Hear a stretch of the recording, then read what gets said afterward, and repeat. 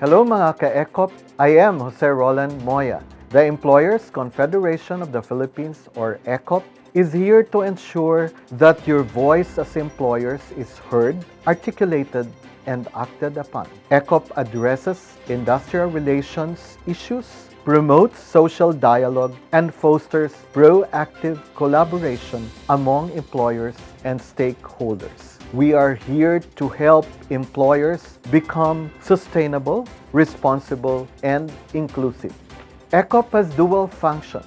First is its advocacy and lobbying role on labor and social policy issues on behalf of employers before the executive and legislative branches of the government. Second is the delivery of direct services, including training, capacity building, consultancy, provision of information, among others. By the way, wag po kayong aalis. Manood po tayo sa buong programa. Sagutin ang ECOPlus question for the day. I-post ang tamang sagot sa Facebook account ng ECOP at manalo ng premyo. May I introduce to you my co-host for today's episode of our digital TV program, Mr. Jack Jacinto, Department Manager 3 of Pag-IBIG Fund's Public and Media Affairs Department. Maraming salamat, Director Moya, at magandang gabi mga ka-ECOP at mga kapag-ibig. Welcome to ECOPlus Amplifying Your Voice every other Monday at 5:30 p.m. Our episode today is entitled Pag-IBIG Fund Online Services and Housing Programs. Pag-IBIG Fund has been serving and providing Filipino workers for more than 40 years. It is also known as the Home Development Mutual Fund, or HDMF. For nearly 42 years, we have helped Filipino workers prepare for their future through savings and uplift their lives through our housing loans. Even amid the challenges posed by the pandemic over the past 2 years, Pag-IBIG remains as strong as ever to help our members, our partner developers, and of course, our partner employers. In fact, Director Moya, just last year, we released 100.8 billion pesos in home loans to help nearly 100,000 members to secure their own homes. We also released over 44 billion pesos in short-term or cash loans to help over 2 million members with their financial needs. Indeed, Jack, those are very impressive numbers. And if I may add, the introduction of virtual Pag-IBIG proved to be very timely. The virtual Pag-IBIG is the fund's response to the growing demand for online services, and that will also provide a safer, more convenient, and more accessible way for members, particularly for employers to transact for their employees and workers. On top of the services available to members, a new feature of the virtual Pag-IBIG is its virtual Pag-IBIG for employers, which will be one of the topics that we will be discussing tonight. That's right. For tonight's session, we will introduce you to some of Pag-IBIG Fund's programs which serve as an opportunity for our partner employers to help their employees in having their own homes and to make their Pag-IBIG transactions also as employers much easier, safer, and more convenient. These topics are, as mentioned earlier, the virtual Pag-IBIG for employers, the Pag-IBIG Countryside Housing Initiative, and the Pag-IBIG Acquired Assets for Sale, which will be discussed by our expert guests, Mr. Len Galang Jr., Ms. T.M. Gabiosa, and Atty. Amely Agmata. Without further ado, allow us to introduce our first guest. He is the current area head of Pag-IBIG Fund's NCR South, or Makati Central Business District area. He has been with Pag-IBIG Fund for several years, handling various fields in operations. Recently, he has been in charge of the implementation of the virtual Pag-IBIG for employers, which made employer and employee transactions with Pag-IBIG Fund easier and faster.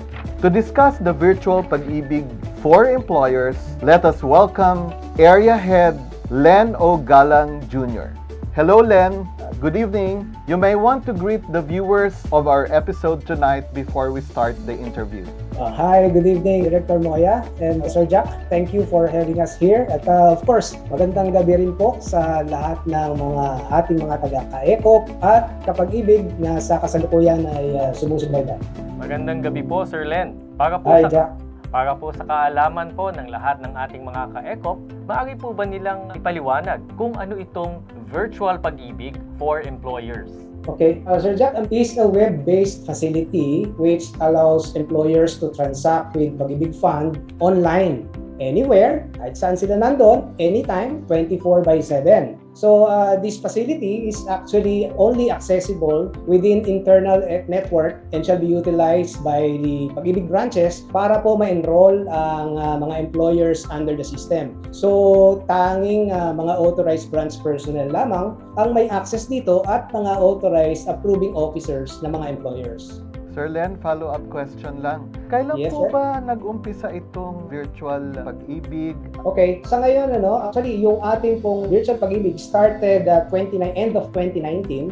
Ngunit ang ating pong virtual pag-ibig for employers na-roll out po yan fully in around 2021. Sir Len, tanungin po natin, ano po ang naging benepisyo ng mga nasabing employers na halos 11,000 employers na ito? Sir Len, ano po yung naging benepisyo Yes. nila ngayong sila ay meron ng tinatawag na virtual pag-ibig for employer accounts? Okay, una gusto nating ipaalam na itong paggawa natin ng virtual pag-ibig, kasama na po itong virtual pag-ibig for employers. Ito po ay tugon ng pag-ibig upang lalo pang palawakin ang paggamit ng e-governance upang makapagbigay ng mas mahusay na serbisyo sa ating mga miyembro. So layunin nito na gawing mas ligtas, mabilis at konbinyente ang kanilang transaksyon sa pag-ibig. Sa ngayon, itong ating facility has loan management feature which makes our STL availment very accessible. At soon, tinetest na po natin na maaari na rin magamit ang virtual pag-ibig for employers para sa pag-remit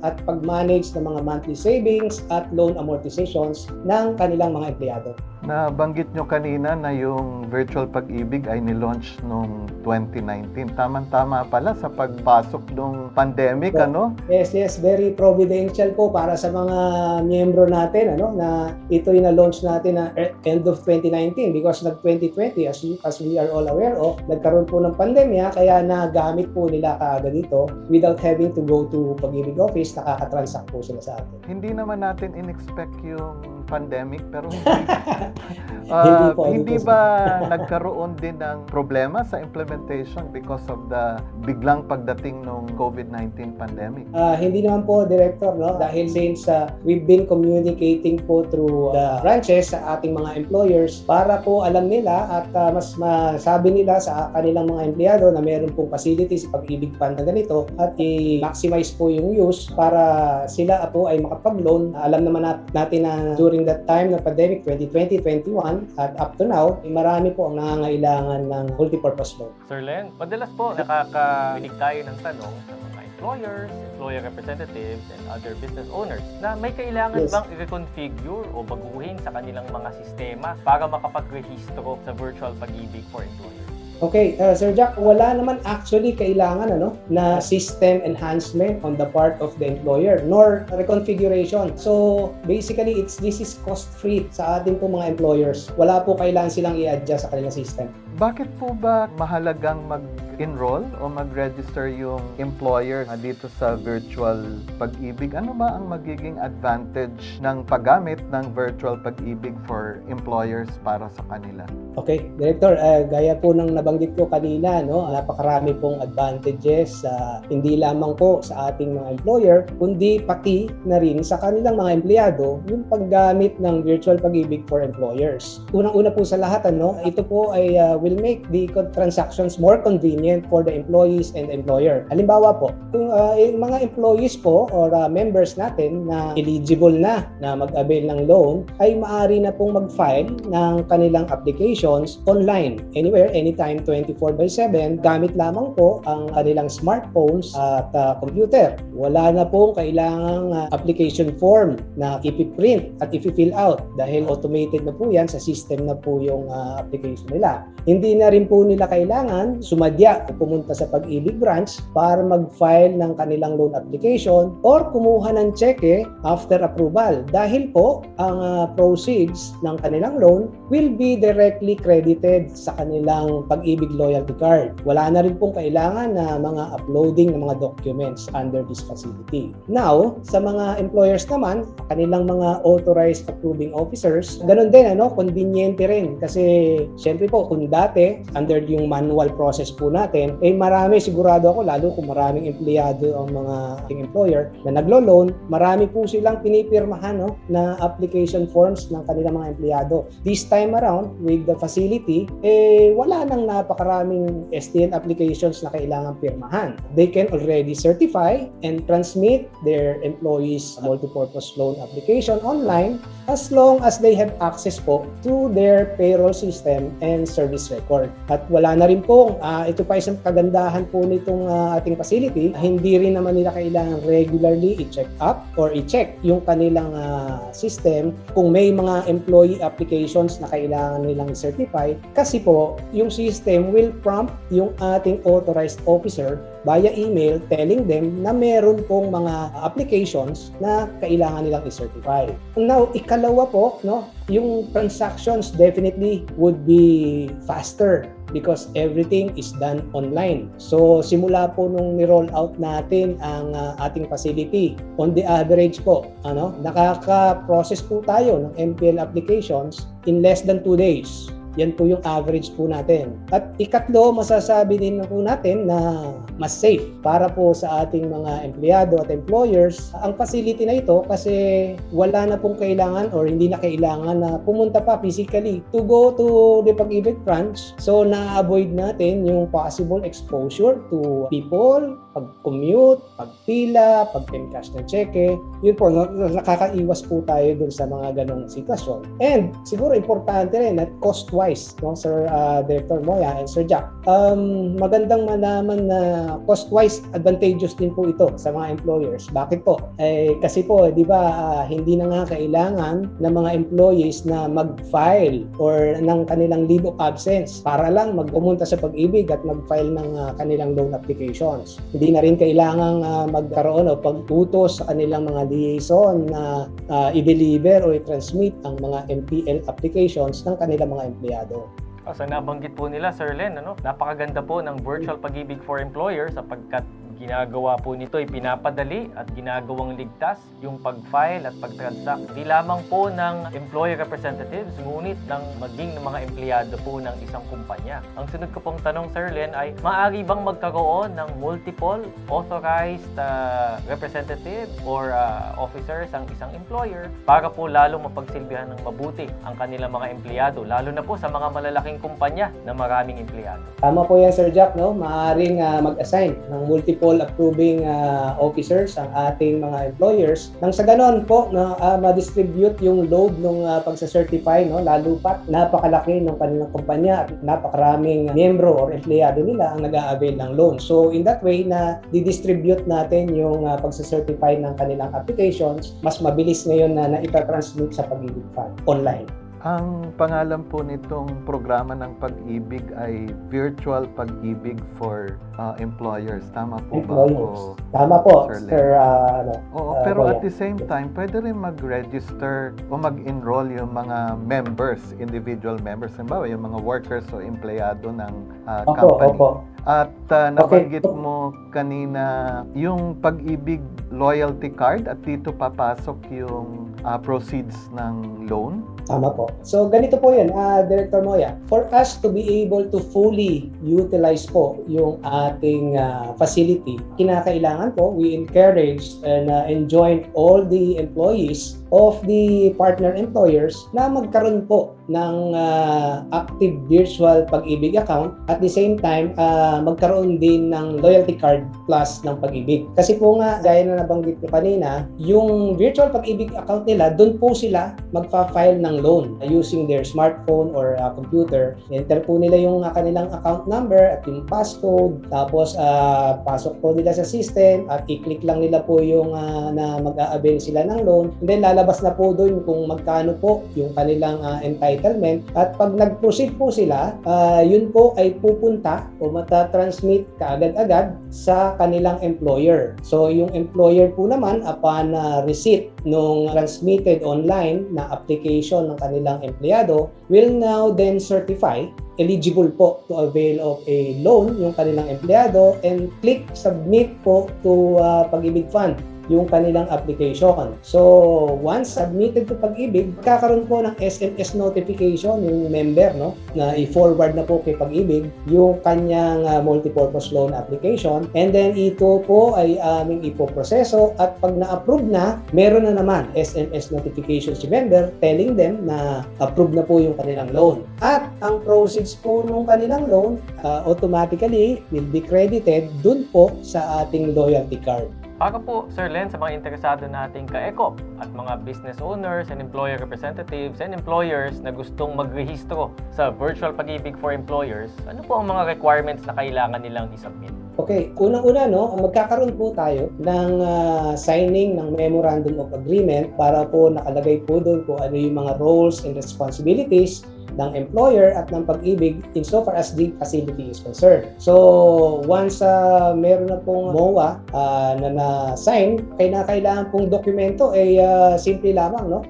Unang-una, yung enrollment form, kailangan lang nila i-duly filled out yung employee enrollment form, as well as bigay sa atin yung sino po ang kanilang authorized approving officer, at bigay lang po ang kopya ng valid ID nila, gayon din ang kopya ng valid ID ng authorized signatory po dun sa MOA. Siguro po ang isang katanungan paano ba yung procedure? Paano sila magre-register? So, Sir Jack, Director Moya, 3 lang po basic steps ang ating gagawin pagdating dito. Una, maaari nilang tawagan kung ang kanilang servicing Pag-IBIG branch para po ma-schedule yung kanilang virtual Pag-IBIG for Employer walkthrough or orientation. Okay? Itong orientation na ito or walkthrough ay maaaring gawin either virtually through video conferencing or face-to-face. Ikalawa po naman, magsasign na po after the walkthrough at intindihan na po kung ano yung magiging proseso, ay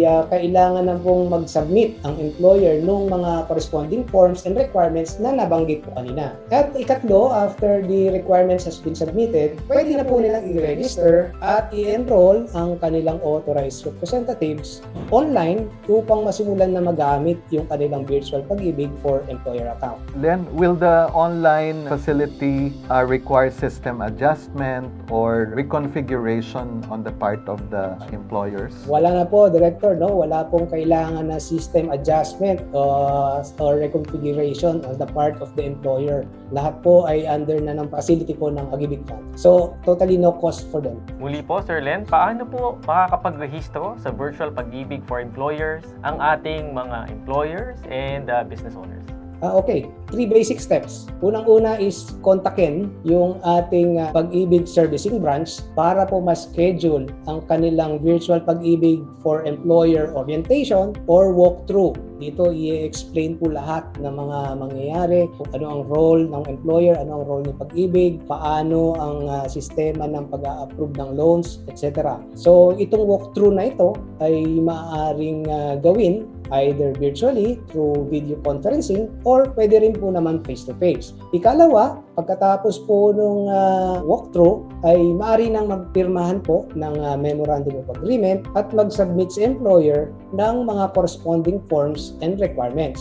And lastly, pwede na po nilang i-register at i-enroll ang kanyang mga authorized representatives online para po masimulan na magamit ang kanilang virtual Pag-IBIG for employer account. Len, optional ba ang enrollment or registration sa virtual Pag-IBIG, and once enrolled or registered, maaari pa rin bang mag-file over the counter yung mga empleyado o workers?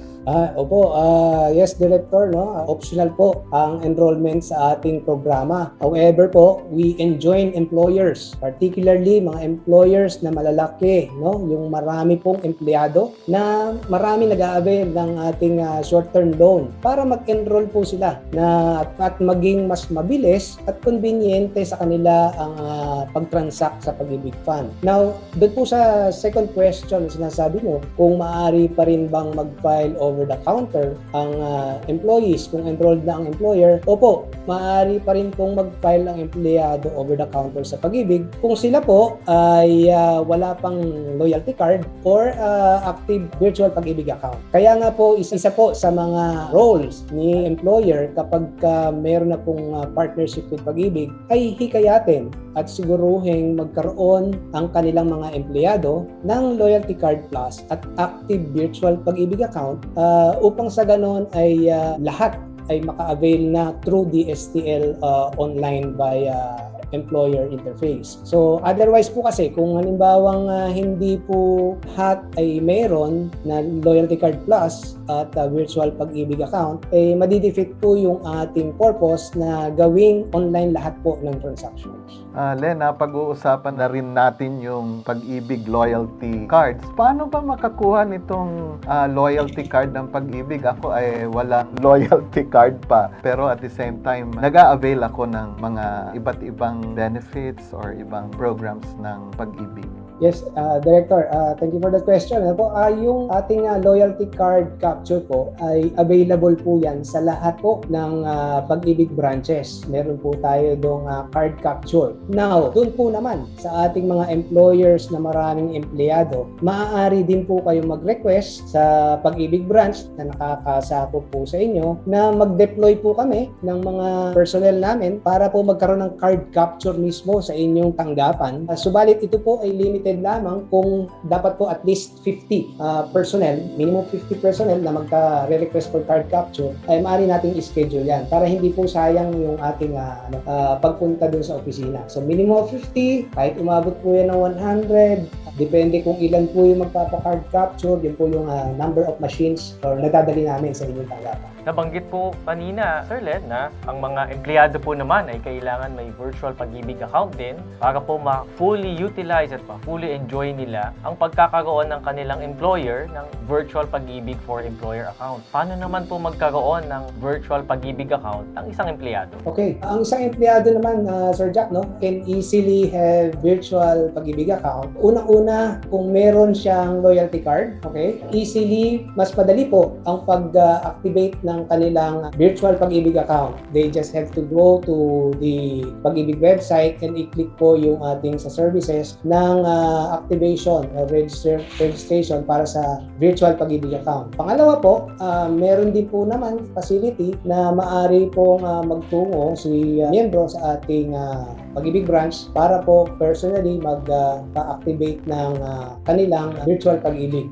Or maaari din po na personally kung kailangan lang po ng mga valid IDs as well as mga selfie photo, pwede rin po kahit walang loyalty card ay mag-activate po sila ng kanilang virtual Pag-IBIG account. By the way, para po sa kaalaman po ng lahat, ang ating website po ay www.pagibigfund.gov.ph po. Maraming salamat, Sir Len. Parting messages po para po sa ating mga nanonood. Okay, maraming salamat, Sir Jack. No? At again, kami po ay nag-aanyaya sa ating pong mga ka-ECOP, particularly mga employers na maraming empleyado na interesado at palaging nag-a-avail po ng ating multipurpose loan. Ito na po ang ating magandang opportunity para po maging mas mabilis at conveniente sa atin ang pag-avail ng multipurpose loan. So we encourage all our employers na makipag-partner with us and register as partner employer for the virtual Pag-IBIG employer account. Yeah, thank you so much, Mr. Len Galang. I'm sure our audience has learned a lot about the virtual Pag-IBIG for employers and how this program can help our employers, especially those watching tonight, address the needs of their employees or workers. Thank Maraming you. salamat din po, Director Moya. Maraming salamat, Sir Jack. Before we proceed to our next topic, we will be taking a quick break. Mga ka-ECOP, please stay tuned as we will be right back after this segment.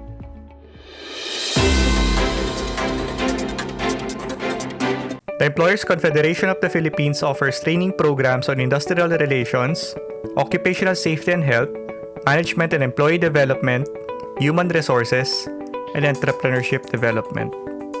The industrial relations programs cover labor laws, dialogue mechanisms, administrative investigations, and grievance handling. The occupational safety and health programs ensure safe and healthy workplaces in accordance with laws and good practices. The management development programs help companies manage tasks and people in the context of the fast-changing business environment. The employee development programs foster agility among workers through soft skills for survival and sustainability. The HR programs enable practitioners to build smarter organization and enhance employee-employer relationships. The entrepreneurship development programs help aspiring and existing small business entrepreneurs start or expand their businesses. ECOP trainers and consultants come from different sectors, academe, business, and government, who are experts and seasoned practitioners in their respective fields. Because of the disruption caused by the COVID-19 pandemic, the ECOP Training and Development Department shifted its public programs online using the Zoom lectures and complemented with online exercises and case studies. To our in-house programs, ECOP works closely with our client companies in the design and execution of the training intervention to suit its specific requirements. The ECOP eCampus is a learning management system where participants can learn anywhere and anytime at their own pace. It enables ECOP to offer courses and programs either in fully online or blended approach formats. It is a repository of learning materials, pre-recorded videos, exercises, quizzes, and evaluation tools. Through the eCampus, participants can also interact with the resource persons and other participants and retrieve their certificates. Both ECOP members and non-members may access our training services. ECOP members are entitled to free slots in some of our training programs and enjoy substantial discounts on the registration fees in all courses. To learn more about our training programs, visit www.ecop.org.ph or email us at ecoptnb@gmail.com.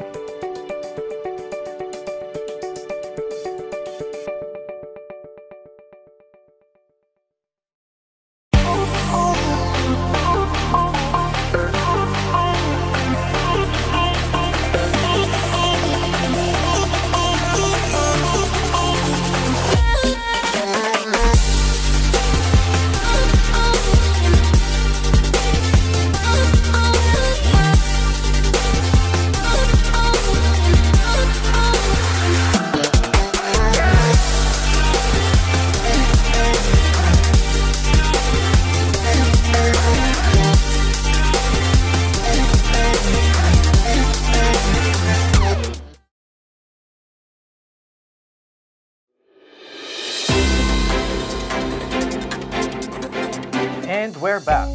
Welcome again to ECOPlus Amplifying Your Voice. Our next guest is the officer in charge of the Institutional Housing Department of Pag-IBIG Fund. Their team spearheads the fund's flagship strategy, which is the Countryside Housing Initiative, or CHI, which provides the needed financing and technical assistance for employers to build housing projects for their employees. Since its inception, it has helped increase home ownership among Filipino workers. Ladies and gentlemen, to give us a discussion on the Countryside Housing Initiative, let us give a round of applause to Ms. Tina Marie Gabiosa. Thank you, Partner Jack, and Director Moya. Good evening sa ating mga ka-ECOP at mga Pag-IBIG Fund na sumusubaybay sa ating ngayong gabi. I'll ask the first question, Jack. Tina, can you please explain kung ano itong Countryside Housing Initiative or CHI ng Pag-IBIG Fund? Yes, Director Moya.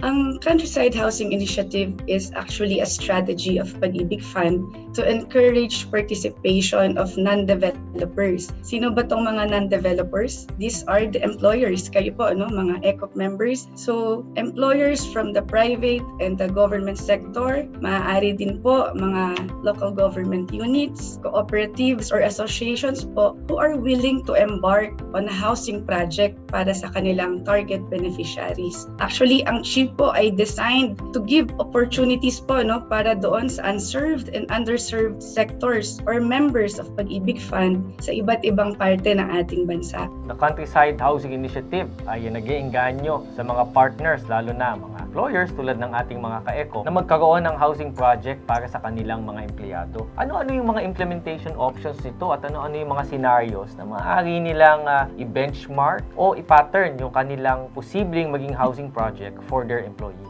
Thank you for that, no, Sir Jack. Actually, each proponent, no, or each employer is unique. So, may kanya-kanya silang capabilities or maybe may mga resources silang available or may technical capacity sila, no, to do so. So, for us to determine kung ano yung implementation option or yung pwedeng strategy na gamitin sa kanila, dapat nating malaman, no, basic elements. Una, again, we determine the market or yung target beneficiaries natin. So these most likely will be the employees, no, of the employers. Pangalawa, ang employer ba ay may capacity to embark on the housing project? Kaya niya ba mag-land development and house construction? Kaya niya bang i-front end, no, yung cost ng housing project? Pangatlo, meron bang available land para gamitin sa pabahay? So, knowing those three, no, yung factors na na-mention ko, doon tayo maaaring makapag-suggest or recommend ng implementation option tulad ng halimbawa, joint venture with a developer. Si Pag-IBIG, no, as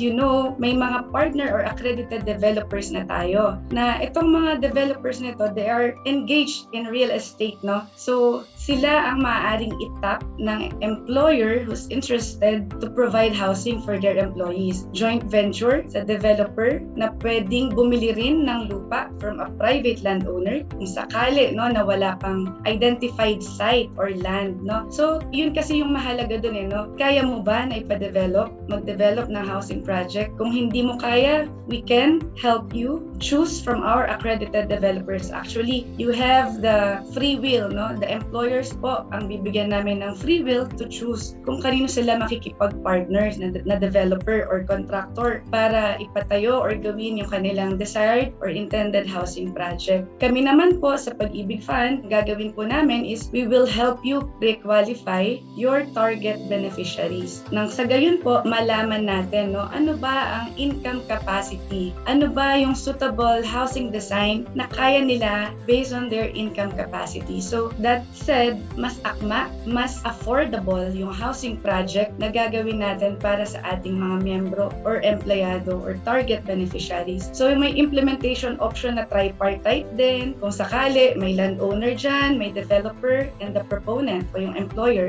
Meron din naman na proponent-initiated or yung talagang siya mismo, the employer itself, the employer alone has the capacity to develop the project. Siya rin yung source ng beneficiaries at siya rin yung may-ari ng lupa, may identified site or land na pwede siyang ipa-develop for housing project. So, doon makikipagtulungan ang Pag-IBIG Fund sa mga employers para ma-determine po ano yung suitable na implementation option sa kanila. Kailan nag-umpisa itong CHI or CHI? At meron bang minimum number of units na dapat itayo doon sa property na i-develop o sa project? Okay. To answer your questions, Director Moya, this was institutionalized back in 2017, Kasi nga po, our management saw the need, to also encourage participation of non-developers kasi nga, may mga accredited developers na tayo. So, naisip namin, nakita ng management, may mga employers din or ibang institutions who's willing to provide housing. May kagustuhan sila pero they do not have the capacity to do so,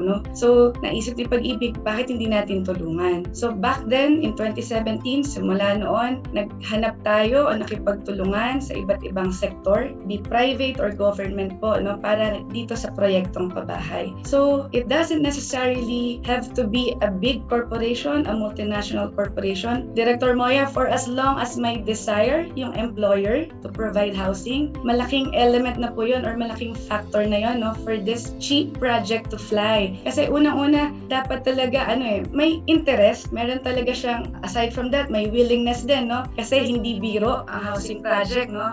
Lalo pat hindi sila talaga engaged in real estate development. So, yung tanong niyo po kung may minimum number ba ng employees or beneficiaries na kailangan, wala po. In fact, if I may just share po, meron kaming na-assist under the CHIEF project po, yung Visually Impaired Brotherhood for Excellent Service or yung VIBES. They partnered with Habitat for Humanity Philippines. 8 lang po yung beneficiaryo doon, no? Ito po yung mga visually impaired, yung mga blind masseurs, yung mga nagmamasahe po. So nakapag-provide tayo sa tulong po ni Pag-IBIG at ng Habitat na nag-develop po ng project para dito sa mga beneficiaries na ito. Nagkaroon sila ng sariling pabahay at very affordable yet superior quality houses po. So siguro magandang tingnan, no? In fact, it can be a phased development po. Hindi kailangang one time, big time agad or malakihang proyekto agad. We can do it by phase para at least nasisimulan, meron pong may ilan na po na kumbaga makapag-avail, yung pong maging proceeds from that project or first phase, yun po yung pwedeng paikutin para sa next project or next phase. Yung iba po kasi ang ginagawa nila, no, yung ma-recover nila na cost from the land, gagamitin nila naman to buy another property po para patayuan ulit ng housing project. So siguro if I may also share, no, one of the success stories of the CHIEF or the Countryside Housing Initiative is yung sa Dole, Philippines. They embarked on a housing project intended for minimum wage earners, no. The housing unit po, the project is right smack in the middle of the pineapple plantation. So imagine po yung transportation cost na na-save dito. Aside from that, Director Moya, no, they provided 20,000 pesos incentive, no, annual incentive yon. They provide this for those na maganda yung performance po sa company. So this can also be some sort of an employee retention or an employer incentive program for their employees.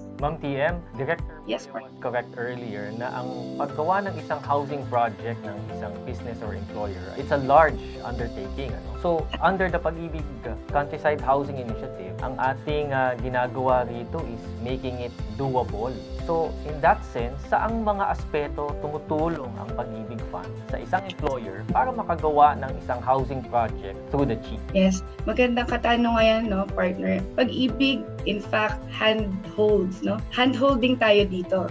At the outset, no, we help pre-qualify our target beneficiaries. Anong ibig sabihin nito? Si employer may identified beneficiaries. What we will do is provide the estimated loanable amount ng mga employees. With that, makakapag-design tayo or ang employer, mag-guide natin sila ng project design suitable to their income capacity. Market-driven yung gagawin natin dito. So, di ba, ang real estate developers, they construct the project and they sell it. Kaya nga may mga they hire brokers, no, para tulungan sila doon. Ang kagandahan din dito sa Countryside Housing Initiative, since captured market na, we take away the marketing and selling expense, no, napapababa yon para yung selling price ng housing unit ay mas affordable. In fact, most if not all the CHIEF projects has high appraisal value, no, compared to the selling price, mas mataas yung appraisal natin. That's why may wealth creation na agad. So that's for the pre-qualification of employers, no, or the member or target beneficiaries. Pangalawa, si Pag-IBIG also assists in coordinating with other government agencies. We know for a fact na syempre hindi nga sila engaged in real estate development. We know that meron ding transaction with the BIR, with Registry of Deeds, the Assessor's Office, and DSUD po, no, sa ating sister agencies, KSAs, under DSUD. So, Pag-IBIG helps in coordinating with these agencies in case po may mga need to help facilitate yung mga, let's say, paglabas ng title, yung individual transfer certificate of title, or yung mga tax declaration, mga ganun po, no? So, si Pag-IBIG is there to assist. And of course, this also encourages yung tinatawag natin na private-public partnership. Kasi nga po, this is an interplay among the government agencies and the private sector. So, ito rin yun, isang paraan din to, no, para matulungan yung pagpapabahay or yung desire, no, na makapag-proyektong pabahay para sa mga empleyado. So, ang ibig ko lang iparating po for those employers na talagang may gusto, no, huwag po kayong mag-atubili na makipag-ugnayan sa Pag-IBIG Fund sa amin po. Dahil po, we will help you in your dream or in your desire not to provide housing for your employees. Tina, in case ang isang business or organization ay interesado makipag-partner sa Pag-IBIG para sa Countryside Housing Initiative or CHI, para sa kanilang employees or beneficiaries, ano ba ang mga proseso o initial steps na dapat gawin? Yes, Director Moya, sabi ko nga, napakahalaga no, na yan, may desire na agad no, or interesado na agad sila. So, ang tandaan lang po, no, actually, tanungin nga ang kanilang management, no, are we willing to provide housing? And tingnan kung meron ang target market natin, so identify this can be through the selection criteria, kumbaga set by the employer also. Kayo mismo yung makakapili ng target market or target beneficiaries po ninyo within the organization. Pangalawa, yung capacity nga po, no? Do you have the technical capacity or the financial capacity? Technical meaning kaya mo ba i-develop yung housing project? Financial, do you have the fund to front-end the cost? So pag nasagot natin yon, pag lumapit tayo kay Pag-IBIG Fund, doon namin nga mag-guide no, more or less ano ba ang suitable implementation option para sa inyo. And third is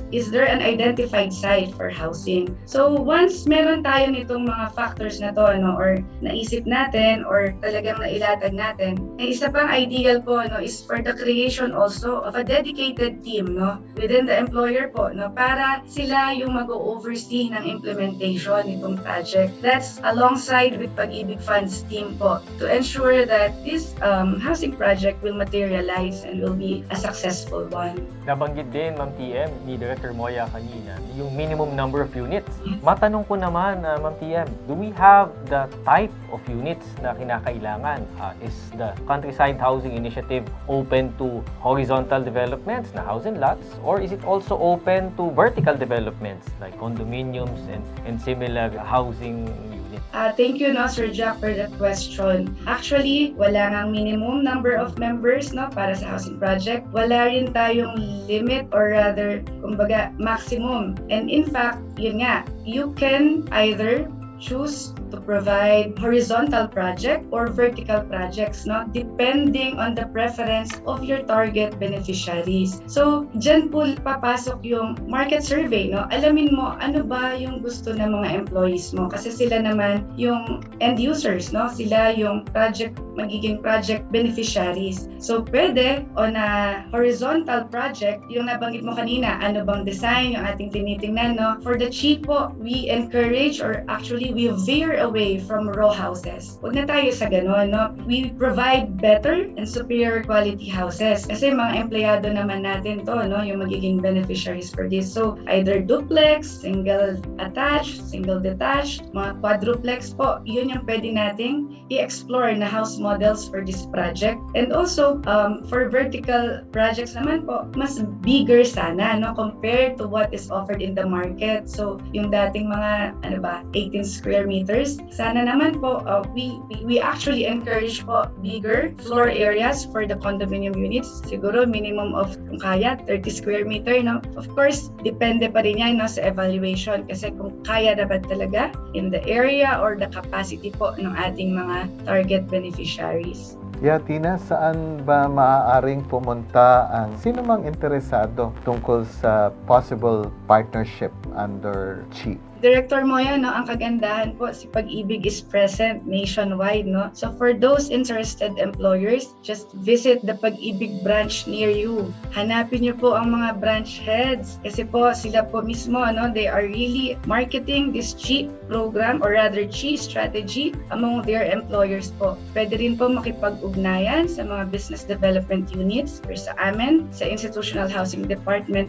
para po mapasimulan na natin yung inyong proyektong pabahay or yung desire ninyo ma-implement na, ma-realize na po para sa inyong mga employees. Director Moya, pahabol pong tanong Sure. kay Ma'am TM, we know po that creating a housing project for employees is capital intensive at fund intensive. Paano po makakapagsimula ang isang employer ng isang housing project para sa kanilang mga empleyado in terms of the financial requirement? Meron ba binibigay na financial support ang Pag-IBIG? basically dito sa CHIP project, no, yung kasing target beneficiaries natin will also avail of the individual housing loan. So may end user financing na pinoprovide si Pag-IBIG Fund para dun sa mga project beneficiaries. In terms naman po of the financing given or extended to the employers, actually ang tanong nga po dyan, gaya ng nabanggit ko earlier, yung employer ba ay may financial capacity to front-end the cost of the housing project? Kung wala po, maaari siyang makipag-partner sa isang developer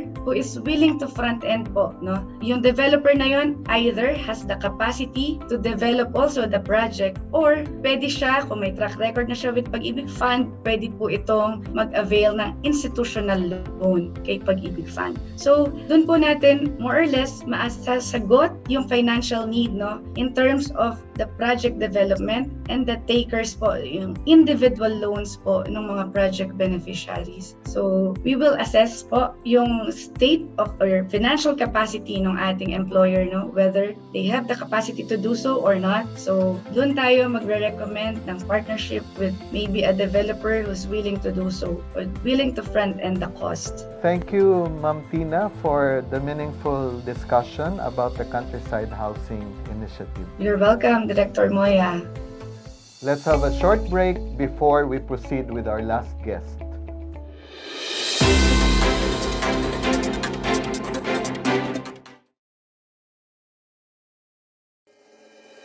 Interested in getting familiar with the single and official voice of Philippine employers?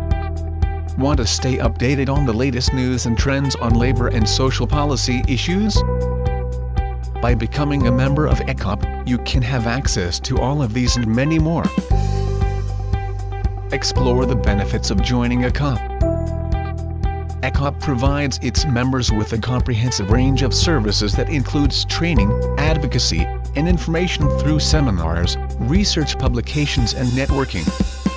The ECOP Help Desk provides assistance to members who may have questions or concerns on issues regarding human resource management, HRM, industrial relations, IR, and occupational safety and health, OSH.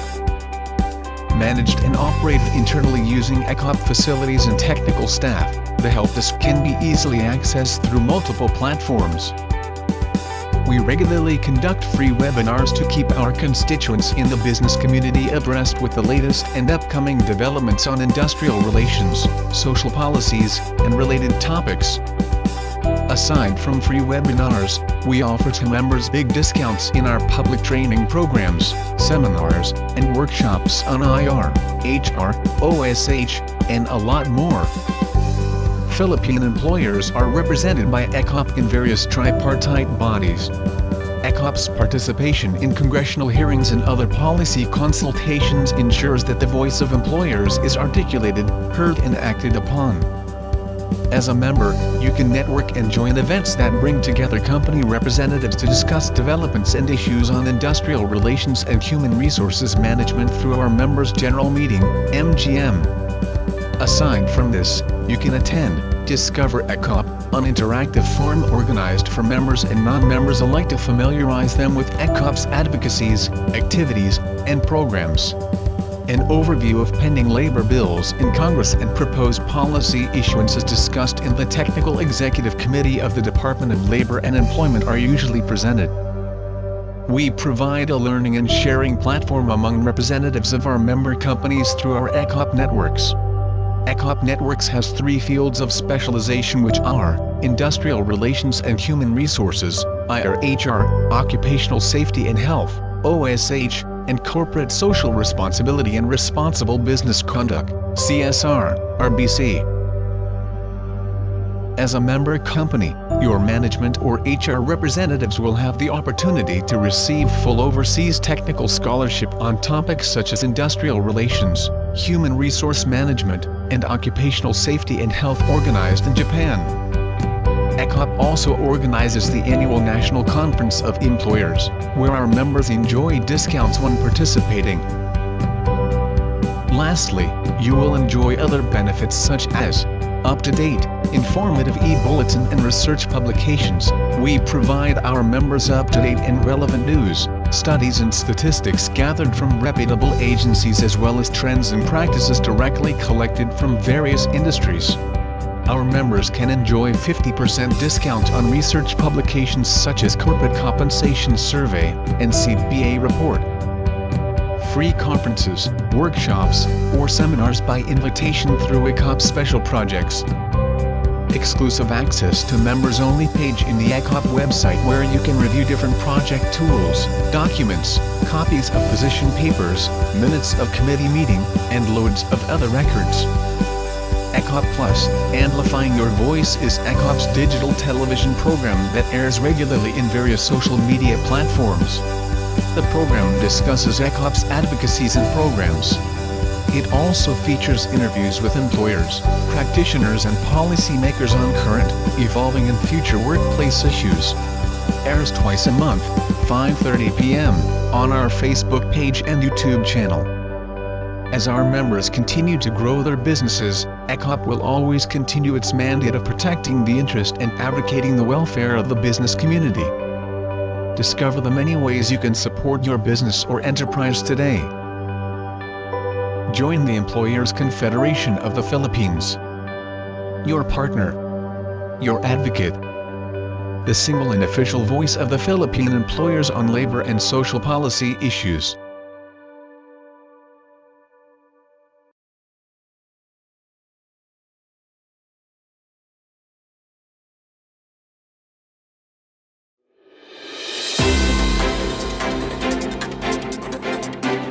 And we're back. Our last guest for tonight is the Department Manager of Pag-IBIG Fund's Acquired Assets Management Group, Marketing and Sales Department. She will discuss Pag-IBIG Fund's sale of real and other properties acquired, also known as Pag-IBIG Acquired Assets. The said program presents another alternative for Pag-IBIG Fund members who wish to own a home at less than market price. Let us welcome Attorney Amely Agmata. Good evening, everyone. Good evening, Director Moya, Sir Jack. Thank you for having me here. Indeed, today is a very good opportunity for the fund to discuss and market its own acquired assets. Magandang gabi sa iyo, Attorney Amely. I'll ask the first question. Maaari po bang ipaliwanag kung ano ang Pag-IBIG Acquired Assets? Acquired assets of Pag-IBIG Fund are basically real properties previously foreclosed and cancelled by Pag-IBIG Fund because of non-payment of amortizations. Ito yung mga properties ng Pag-IBIG Fund ngayon na ibinebenta muli sa publiko upang umikot naman ang pera ng mga miyembro. As of June 30, 2022, we have 23,000 NCR alone and 43,000 accounts nationwide available for disposal. Salamat po, Attorney Amely. Paano po makikita ng ating mga miyembro at ng ating mga nanonood ngayon ang mga properties na ito para makapili sila kung mayroon man silang balak bilhin sa mga Pag-IBIG Acquired Assets? Okay, Jack. Just visit ang ating website at www.pagibigfund.gov at doon maaari nating makita ang mga properties na binebenta ng Pag-IBIG Fund. Just click Properties for Sale. Naandun din ang mga datos na kailangan nating alamin upang makapagpili at may decide whether or not to acquire the property. Naandun ang type ng property, yung location ng property, ang area ng property, total contract price, ang schedule ng auction, yung forms for bidding na gagamitin, ang procedure for acquisition. Naandun na po lahat ng kailangan nating malaman bago natin bilhin ang acquired assets ng Pag-IBIG Fund. Attorney Amely, ano po ba ang ibig sabihin ng as-is basis? As-is basis, sir, basically means that we are selling the property based on the actual physical condition of the property at the time of purchase. Kasama na dito ang lahat ng liabilities, whether or not it's occupied or not, ng ating mga requirements. Ano po ang mga paraan, Attorney Amely, or yung mode of sale para ang isang interesadong miyembro ay makabili po ng property mula po sa Pag-IBIG Acquired Assets? Basically, we have two programs. The regular programs, disposal programs, consists of three modes of disposal. Ang una-una is the direct purchase. Direct purchase is only available for the occupants of the property. So, inuuna namin ino-offer muna ang property sa mga nakatira by serving the invitation to purchase. The invitation to purchase has 15 days for the recipient to go to Pag-IBIG Fund and receive the notice of approval. After which, pwede na siyang mag-reserve at bilhin muli ang property. The second mode of disposal is through sealed public auction. Sa sealed public auction, ito ay competitive bidding. There is a discount amounting to 10% if it is by loan, 20% if it's for short-term installment, or 30% if you're going to pay it by cash. The third mode of disposal is negotiated sale. Ito na yung pinaka-last na competitive bidding, wherein the parties can drop their offers with bigger discounts. Ito yung pangatlo where everybody is welcome to make their bids. We also have the special disposal programs of the fund. This includes bulk sale. Everyone is invited sa bulk sale, whether individual or corporations or developers. The minimum bid, cumulative bid should be 10 million to assessment for 40 to 45% discount. The last special disposal procedure is the group sale. Ito naman po ay isang programa na inaanyayahan namin ang mga empleyado, mga owners of corporations or members of a common group association. Dito ay pwede silang magbili ng property when the total purchase price amounts to 10 million. The discount ranges from 40 to 50, rather 40 to 45% on the minimum bid. Attorney Amely, dito sa 5 modes of sale, gusto ko po magtanong tungkol doon sa direct purchase. Mukhang dito papasok yung mga individual members ng Pag-IBIG. Tama po ba ako?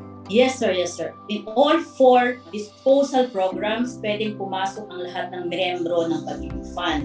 The only requirement is that kailangan meron ka ng contribution na 24 months. 24 months. Dito sa direct purchase, nabanggit nyo na pwedeng bilhin ito ng existing occupant. Ibig sabihin, ito ba yung mga original owners noong unit? Not necessarily, sir. Kung ano po ang datnan ng ITP, whether siya ang original borrower or third party na pumasok na lang siya after the foreclosure of the property. Ito lang ay para sa mga actual occupants na matatagpuan na doon ng aming nagsiserve ng ITP or invitation to purchase. Nabanggit po natin kanina, Atty. Amely, na ang mga pamamaraan ng pagbili po ng ating acquired assets ay may 3 paraan. Yung pong cash, short-term installment, at long-term installment. Ang tanong po, Atty. Amely, yung pong long-term installment, gaano katagal po ito? Gaano katagal ang payment term nito? At kung short-term installment, gaano katagal rin naman po ang term nito? Maximum of 30 years. Pero ang pagbilang dito ay ang iyong edad, ibawas ang 70 years. Yun po ang pinakamahabang period for you to pay the amortization. At para po sa short-term installment? Ang short installment naman is equal installment ng 12 months. Ang cash is paid 30 days from the date of notice of approval. Nabanggit ho ninyo, Atty. Amely, may discount so ito, no? Pagka po cash and short-term installment and long-term installment, ano po uli ang mga discounts na ating binibigay? For the sealed public auction until negotiated sale, we have 10% discount for loan, 20% for a short-term loan, and 30% for the long-term. Attorney Amely, saan po nandoon itong karamihan nitong mga acquired assets na ito? Sir, nationwide ang aming acquired assets, but nakafocus na sa NCR. As I mentioned earlier, we have 23,000 available accounts for disposal. Sa NCR Yes, na o no. nationwide na? 43,000 ang nationwide, sir. 43,000. Yes. Anong mga klaseng acquired assets ito? All real properties, sir, including lots, house and lots, condominium units, all for residential purposes. Nabanggit po ninyo, Atty. Amely, na maliban po sa individual buyers ng Pag-IBIG acquired assets, maaari din pong sumali ang corporations, organized groups, and para po sa ating mga nanonood na ka-ECOP, mga employers Yes, under sa yung pong binanggit na special disposal or group sale. Maaari po nilang paliwanag pa ang tungkol dito sa pagbili ng ating acquired assets as bilang isang organization o bilang isang kumpanya. Yes, Sir Jack. We have first the bulk sale. This is open sa mga developers, corporations, and even individual. Kailangan lang na ang inyong bilhin ay amounts to 10 million pataas. But the discount would be higher from 42 to 45. The group sale naman is available sa mga persons, individuals with have common employer, member ng isang organized group, or association. We also have the same discount, 42 to 45 depending on the amount na pinurchase. But again, the minimum purchase bid should have been 10 million. Attorney Amely, tuwing kailan ginaganap yung negotiated sale at public auctions? The initial procedure, sir, is for the dropping of offers. Meron po kaming areas na doon pwedeng ihulog. That is from Monday to Friday. The next week thereafter would be the reading and opening of bids. So basically, we have on Mondays for the negotiated sale and Wednesday for the sealed public auction. We do that weekly. Idugtong ko po, Atty. Amely, sa tanong po ni Director Moya, after po nating magsagawa ng bidding, kailan at paano nalalaman ng isang bidder kung siya ay nagtagumpay, o siya ay nanalo, o hindi nagtagumpay, o hindi nanalo sa kanyang isinumiting bid? Pagkatapos maisara ang drop boxes at pagbibilang at pagpapasa ng mga nanalo, the winners will be declared and will be notified through SMS messages, at meron po kaming ipopost sa website kung ikaw ay nanalo. And the invitation for you to come to the office to receive na yung notice of approval at ikaw ay ma-orient kung anong susunod na gagawin. Attorney Amely, paano po ba sumali sa group sale program at ano ang mga requirements para makasali dito? Meron bang mga dapat bayaran? The initial na gagawin, sir, is for the individual who are interested to purchase the property to direct their employer or the association to be accredited sa aming employers accreditation program, or magkaroon MOU sa Pag-IBIG Fund. Pagkatapos po noon ay pwede nang tignan sa aming mga website kung ano yung available for that particular option. Wala pong babayaran ang mga miyembro para lang makapag-participate sa group sale. Only the accreditation sa employees program and execution of memorandum of agreement with the fund. May mga interesado pong employers, Atty. Amely, na magpa-accredit na habang pinaplano at iniisip pa nila ang pagbili ng acquired assets po ng Pag-IBIG Fund. Ito po ba'y maaari nilang gawin? Magpa-accredit na o mag-enter na sa isang Memorandum of Understanding or Memorandum of Agreement habang wala pang konkretong housing project o housing purchases para masimulan na agad nila ito? Mas mainam nga na advance na sila magpa-accredit habang sila ay namimili pa ng properties na bibili nila sa Pag-IBIG Fund. Mangyaring bisitahin lang ang aming opisina dito sa JET at doon namin i-orient kung paano sila magpa-accredit. Iba po yung department na nag-a-accredit dito sa mga interesadong employer. Ano naman po ang role ng department nyo, Atty. Amely? Ang marketing department would only give the list of properties na ready for disposal sa mga grupo na interesado bumili. We facilitate ang kanilang execution of the deed of sale and the amortization plans. Nabanggit ho ni Director Moya, Atty. Amely, yung pong listahang ito, no?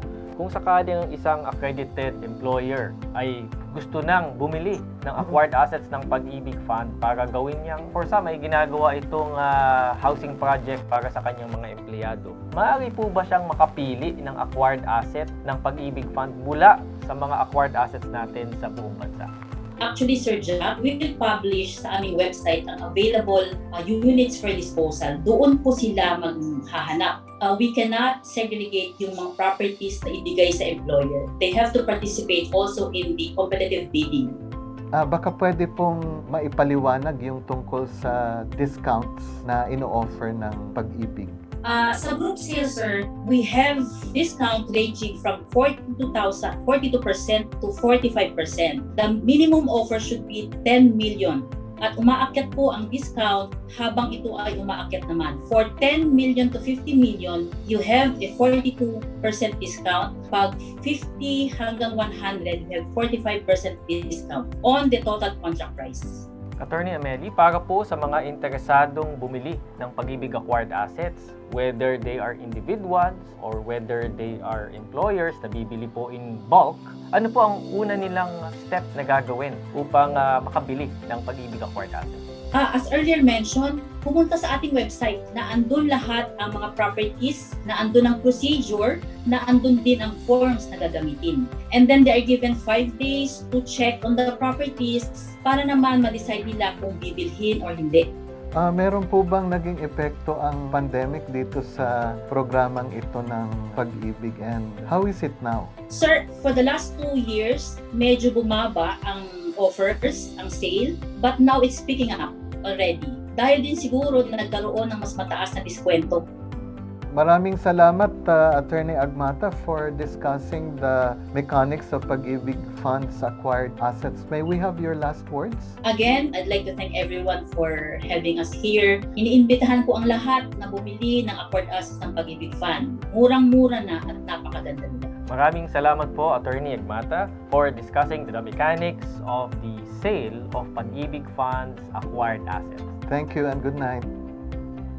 Jack, we are now in the ECOPlus Netizens Corner segment of the show. We have a question from Cynthia of Cagayan de Oro City. She posted her question in the FB page of ECOP, and her question goes this way. I'm a small business owner in Mindanao. Is it compulsory for me to pay the Pag-IBIG premiums of my employees? If so, when do I start paying the premiums?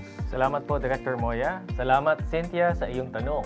Para sa unang tanong, obligado po ang isang employer na magkaltas, tapatan, at mag-remit ng Pag-IBIG contributions ng kanyang mga empleyado, maging isa man ito o marami, sapagkat ito'y sakop ng Republic Act 9679. Ayon sa batas na ito, ang mga manggagawang Pilipino na kumikita ng at least 1,000 pesos per month ay kinakailangang miyembro ng Pag-IBIG Fund, at ang kanyang pagmimiyembro ay responsibilidad ng kanyang employer. Sa pangalawang tanong naman po, Director Moya, kung kailan dapat ito i-remit, ang kontribusyon ng isang empleyado para sa kasalukuyang buwan ay kailangang i-remit sa Pag-IBIG Fund o kaya naman sa mga collecting partners natin sa susunod na buwan. Maraming salamat ulit, Cynthia. Jack, meron lang akong follow-up question dito sa tanong ni Cynthia. Magkano ba ang kontribusyon na kinakaltas sa mga empleyado at magkano naman ang counterpart contribution ng employer? Kadalasan po, Director Moya, ang contribution ng isang empleyado ay 100 pesos. Hindi pa ho tayo nagtataas mula noong 1986. At ang employer counterpart na tinatawag o yung share ng employer ay 100 pesos din. Subalit, maaaring taasan ng empleyado ang kanyang hulog sa Pag-IBIG Fund at maaari din namang taasan ng employer ang kanyang hulog para sa kanyang empleyado. Ito ay para mas lumaki ang ipon ng ating mga miyembro, para lumaki ang ipon ng ating empleyado, at mas lumaki rin ang kanyang dividendong kikitain sa kanyang kontribusyon. Oh, Jack, di ba ang Pag-IBIG ay meron ding savings program para sa mga miyembro nito? Pwede bang maipaliwanag mo ng konti ito? Salamat po, Director Moya. At tama po, dalawa po ang savings programs ng Pag-IBIG Fund. Yan po kasi ang ating mandato na magbigay ng savings programs para sa ating mga manggagawang Pilipino. Ang una po ay yung regular savings program. Ito po yung obligado nating ihulog ayon sa batas. Ito po yung nabanggit natin kanina na ang contribution ng empleyado ay tinatapatan ng employer. Ito po yung buwanang hulog o regular savings sa Pag-IBIG Fund. 100 pesos for employees, 100 pesos for the employer. At ang pangalawa po namang programa natin ay yung pong MP2 Savings Program. Ito naman po ay voluntary program, Director Moya. At ito po ay paraan upang ang ating mga miyembro ay kumita ng mas higit na malaking dividendo sa kinikita ng kanilang regular savings sa Pag-IBIG. Noong pong nakaraang taon, ang regular savings ng isang empleyado, ng isang miyembro sa Pag-IBIG Fund ay kumita ng 5.5%. Under the voluntary MP2 Savings Program naman po, kumita ang ipon ng ating mga miyembro ng 6%.